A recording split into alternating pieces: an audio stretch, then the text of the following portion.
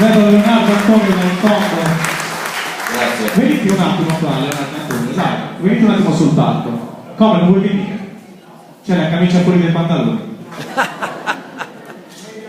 Fate un applauso agli organizzatori, se credono davvero in quello che fanno.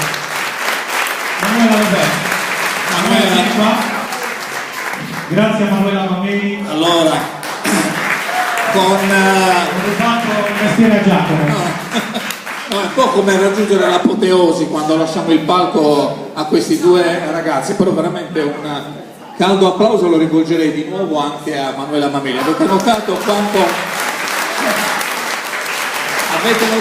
quanto di quelle lezioni per perfezionare le tecniche vocali jazz apprese lontane dall'Italia siano in fondo rimaste in lei anche quando si tratta di affrontare motivi della nostra tradizione? C'era una sorta di, come posso definirlo, scat etnico in questa sua tecnica vocale, definiamo così se me lo consenti.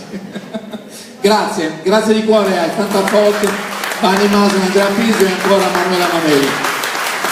E con loro io voglio anche ringraziare quanti li hanno preceduti in questo intenso pomeriggio, e cioè Claudia Crabuzza, Chiara F., Rossella Fa, Maria Giovanna Chieti con Mariano Melis. Un applauso ancora anche a loro per averci regalato, credo, le loro emozioni.